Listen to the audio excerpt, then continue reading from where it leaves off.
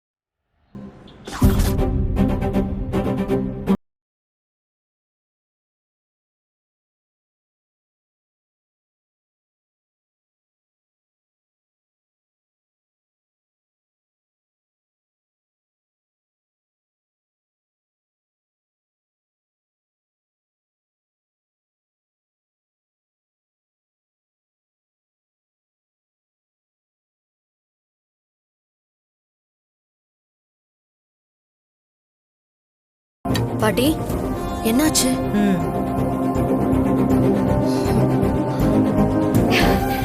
இருமா. என்ன அன்பரசி இப்படி ஓடி வர?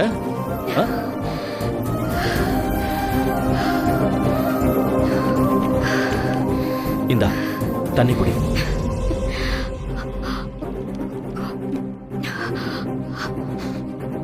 அம்மா, எதுக்கு இவ ஓடி வந்து நிக்கிறா? பஸ்ஸுக்கு காசு இல்லாம ஓடி வந்திருப்பா.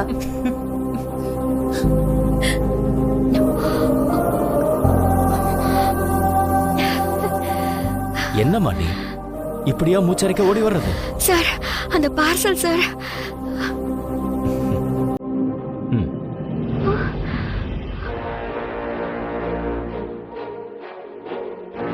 என்னம்மா, ஏதோ அவங்க அப்பாவே வந்த மாதிரி இவ்ளோ சந்தோஷப்பட்டுட்டு இருக்கா? என்னன்னு தெரியலையே. உங்க அப்பா தான் ஏதோ பார்சலை காமிச்சிட்டு இருக்காரு.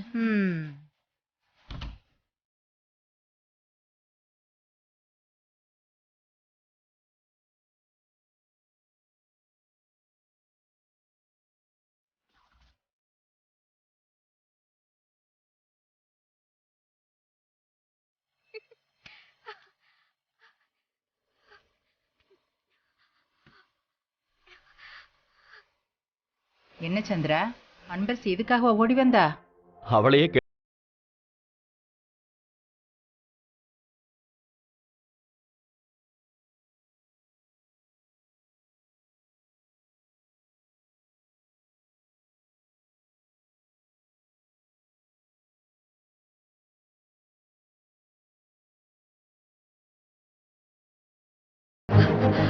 பாட்டி, எங்க அப்பா எனக்கு பார்சல் அனுப்பியிருக்காரு.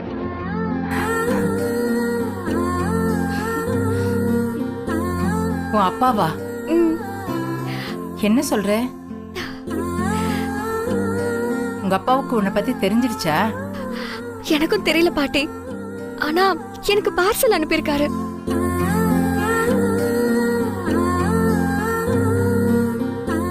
என்னம்மா இப்படி கேக்குறீங்க? அன்பரசி அவங்க அப்பாவை தேடிட்டு இருந்த மாதிரி தானே அவரும் தேடிட்டு இருந்திருப்பாரு. ஆமா, அதான் அன்பரசி இங்க இருக்கிறத கண்டுபிடிச்சு அவளுக்கு ஏதோ பார்சல் அனுப்பி வச்சிருக்காரு. அன்பரசி, முதல்ல பார்சலை பிரிச்சு பாரு.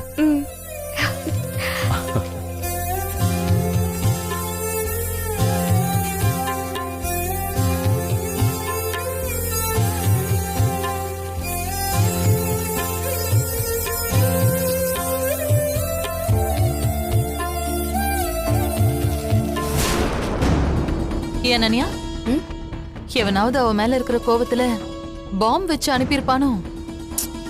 மா, வாயை வச்சுக்கிட்டு சும்மா இருக்க மாட்டியா? நாங்களும் அதானே நின்னுட்டு இருக்கோம்.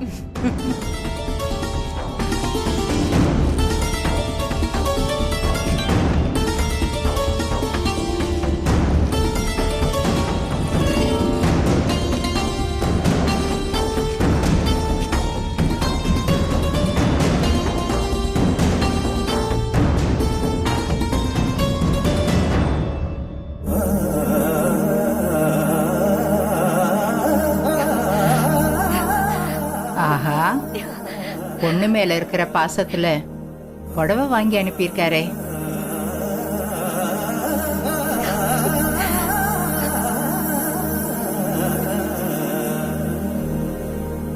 உள்ள வேற ஏதாச்சும் இருக்கான்னு பாருமா.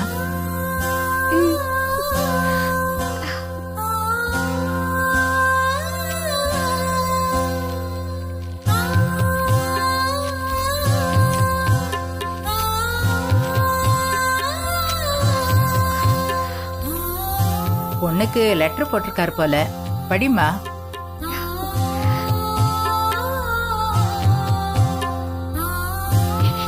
என் அன்பருக்குரிய செல்ல மகள் அன்பரசுக்கு. உன்னை எப்போதும் மனதில் சுமந்து கொண்டிருக்கும் உன் அப்பா எழுதுவத. சார், எங்க அப்பா தான் பாருங்க, என் அன்பரசின்னு சொல்லி எழுதியிருக்காரு. ஆ, எங்க அப்பா. ஐயோ,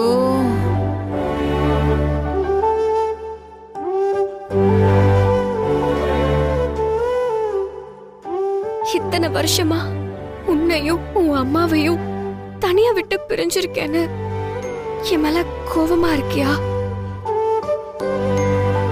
இல்லப்பா, இல்லப்பா, இல்ல, உங்க மேல கோவம் இல்லப்பா. உன்கிட்ட சொல்ல முடியாத ஒரு காரணத்துக்காக தான் நான் உன்னையும் அம்மாவையும் பார்க்காம இருக்கேன். இருந்தாலும் அது உனக்கு எவ்வளவு பெரிய வலியை கொடுக்கும்னு எனக்கு புரியுதுமா.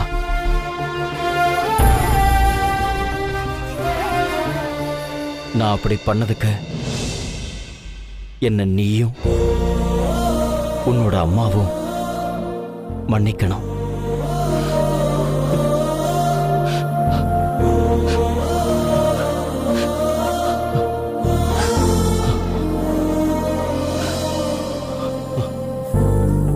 என்னடா இவ்ளோ நாள் இல்லாம அப்பா திடீர்னு லெட்டர் போட்டிருக்கேன்னு பாக்குறியா?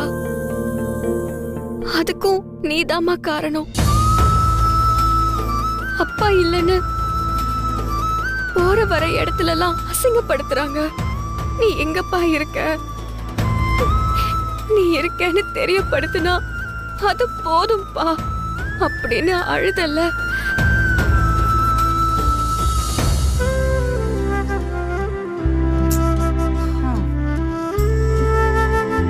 அதான் நான் இப்போ இருக்கேன்னு சொல்றதுக்கு இந்த லெட்டரை எழுதுறேன்.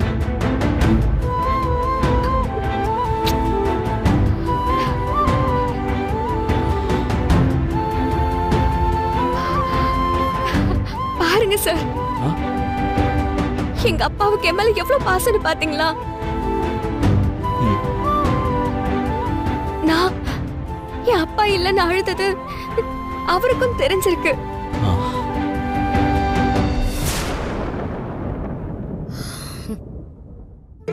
என் வலிய உணர்ந்ததா எங்க அப்பா இந்த லெட்டர் எழுதி அனுப்பியிருக்காரு.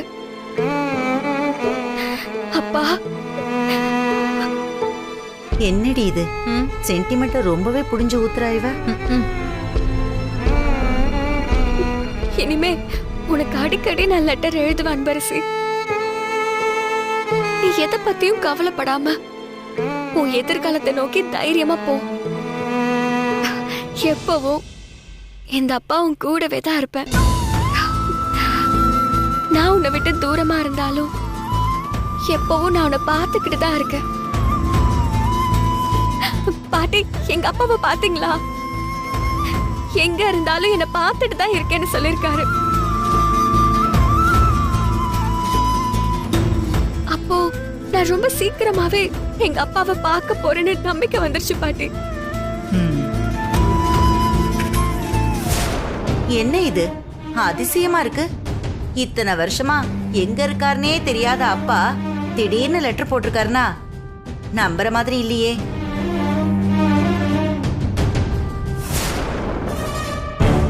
ஆமாமா,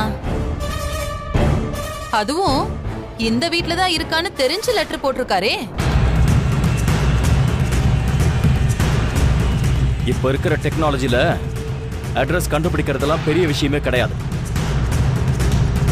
ஓ ம். ஆமா சார், இதுல ஃப்ரம் அட்ரஸே இல்ல, வெறும் அப்பான்னு மட்டும்தான் போட்டிருக்கு. ஒருவேளை இந்த சந்தோஷம் கொஞ்ச நேரத்துல ஒண்ணு இல்லாம போயிருமா சார்? என்ன அன்பரசி நீ? அவங்க தான் ஏதோ புரியாம பேசுறாங்கன்னா நீயும் அதை கேட்டுக்கிட்டு இருக்க.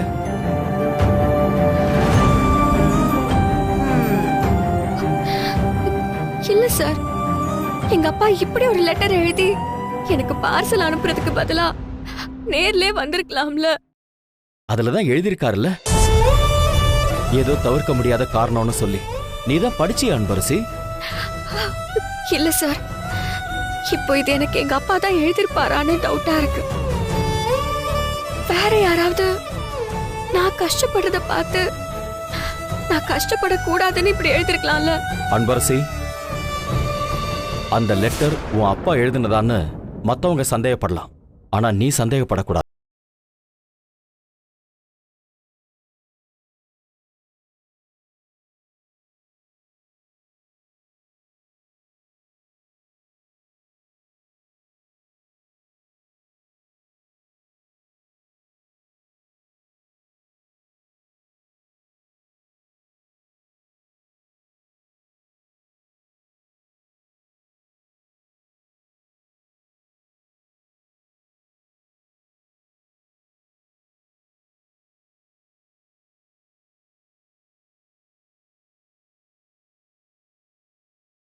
வரலனாலும் மத்தவங்களுக்கு சந்தேகம் ஏற்படலாம். பக்கத்துல இருந்து பாக்குற மாதிரி எழுதியிருக்காரு. அதுக்குதான் எனக்கு உங்க அம்மாவுக்கு மட்டும் தெரிஞ்ச ஒரு விஷயத்த நான் எழுதியிருக்கேன்.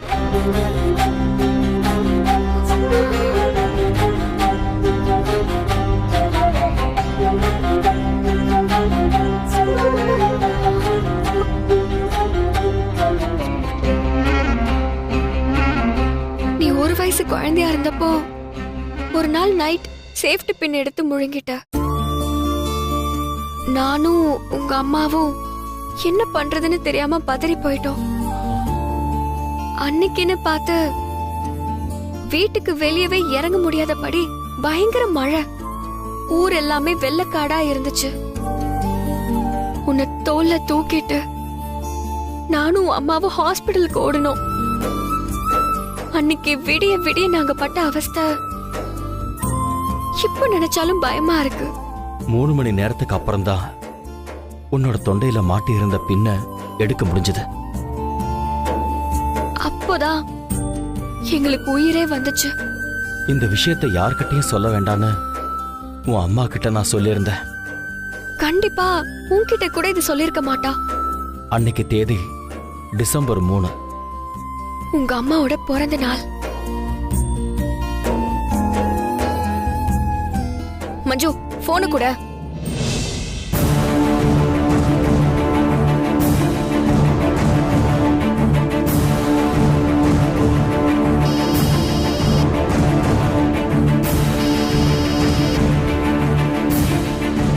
ஹலோ அன்பரசி,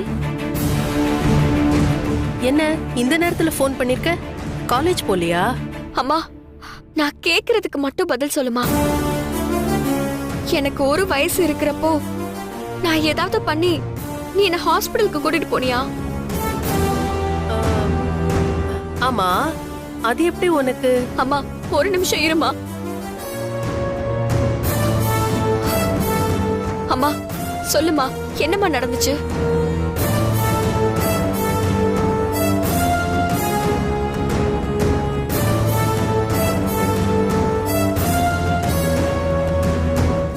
அம்மா ப்ளீஸ்மா சொல்லுமா. இல்ல, எதுக்கு அத நீ கேக்குற? முதல்ல உன்கிட்ட இத யார் சொன்னாங்க? அம்மா அதெல்லாம் வேண்டாமா இப்போ. அம்மா ப்ளீஸ்மா சொல்லுமா, அங்க என்னதான் நடந்துச்சு? எனக்கு என்ன நடந்துச்சுன்னு தெரிஞ்சா மட்டும் போதும். மா ப்ளீஸ்மா சொல்லுமா.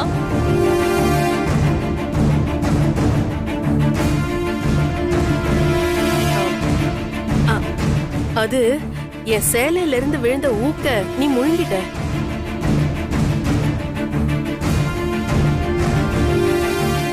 மழை பெஞ்சு ரோடெல்லாம் தண்ணியா இருந்துச்சு.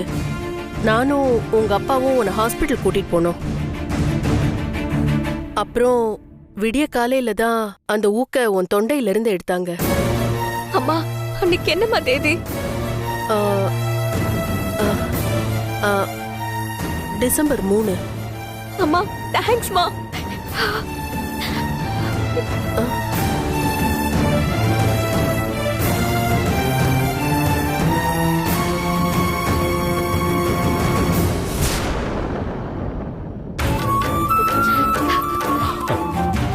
சார், இது எங்க அப்பா தான் சார்.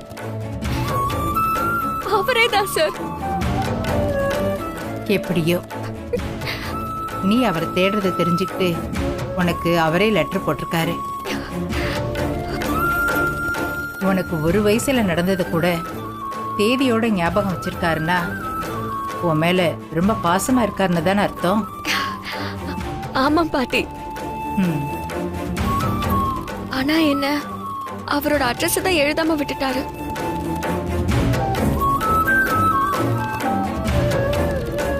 நான் அவருக்கு என் மனசுல இருக்கிற எல்லாத்தையும் சொல்லணும்னு நினைக்கிறேன். ஆனா இப்ப அதுதான் முடியாது. அதெல்லாம் தெரியும்மா. சார், அது இவ்வளவு பாசமா இருக்கிற அப்பாவுக்கு நீ மனசுல நினைச்சாவே கண்டிப்பா தெரிய வரும்னு சொல்ல வந்த. ஆமா அன்பரசி, எந்த ஒரு அப்பாவுக்கும் தான் பொண்ணுன்னு தெரியலனா கூட அவளுக்கு ஏதாவது ஒண்ணுன்னா கண்டிப்பா உள்ளுணர்வுக்கு தெரியும். நீ வேணும்னா பாரு, நீ நினைக்கிறத அவரே புரிஞ்சுக்கிட்டு அடுத்த லெட்டர்ல அதுக்கு பதில் சொன்னாலும் சொல்லுவார்.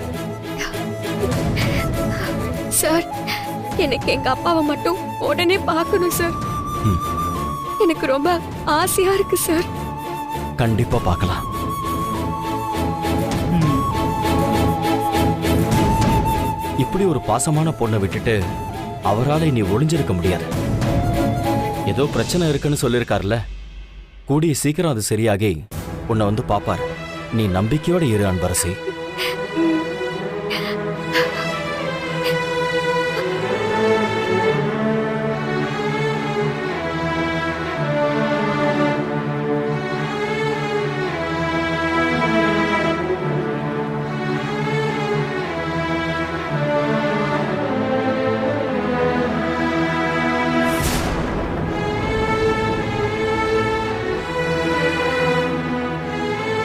அப்பாவை மன்னிச்சிடுறா குட்டிமா.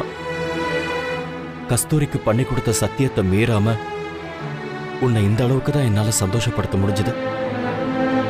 கூடிய சீக்கிரம் நான் சொன்ன மாதிரி உன் அப்பாவா உன் முன்னாடி வந்து நிப்பேன்.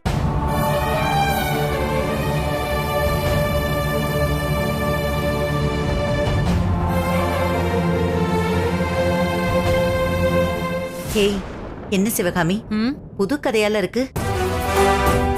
அந்த தொங்குன குந்துரு இவ்ளோ சந்தோஷமா இருக்கா? இருக்க கூடாதே. விடுமா, போகட்டும். அவ அப்பா வந்து இங்க இருந்து அவளை கூட்டிட்டு போயிட்டானா ஒரு பெரிய தொந்தரவு ஒழிஞ்சிரும். இப்போதைக்கு இவ இங்க இருந்து போனா போதும், அதுதான் நமக்கு முக்கியம். இல்ல பாட்டி, அவ முகத்துல இருக்கிற அந்த சிரிப்பு எனக்கு சுத்தமா பிடிக்கல. அவ சந்தோஷமாவே இருக்க கூடாது. பாட்டி, எந்த காரணத்தை கொண்டு அவங்க அப்பாவை பார்க்கவே கூடாது. அவ்வளவு தானடா செல்லம், செஞ்சுட்டா போச்சு. பாட்டி அதுக்கு தானே இருக்கேன். இப்ப சிரிச்சுக்கிட்டே போறா, நாளைக்கு பாரு அழுதுகிட்டே வருவா.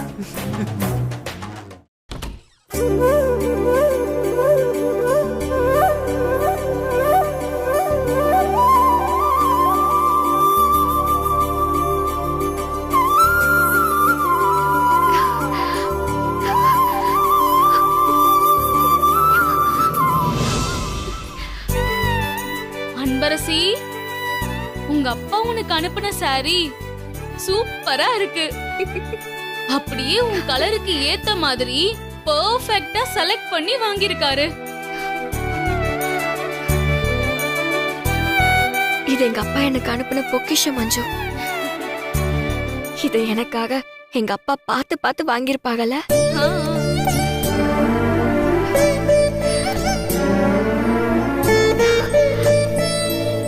அப்பாவோட பாசம் மட்டும் இல்ல, அவரோட ஸ்பரிசமும் எப்படி இருக்கும்னு எனக்கு தெரியாது. இந்த ட்ரெஸ்ஸை தொட்டு பார்க்கும்போது என்னால அவரை ஃபீல் பண்ண முடியுது மஞ்சு. ம், இந்த மாதிரி சின்ன விஷயத்துக்கு கூட பெரிய சந்தோஷம் இருக்குன்னு இப்பதான் தெரிய வருது.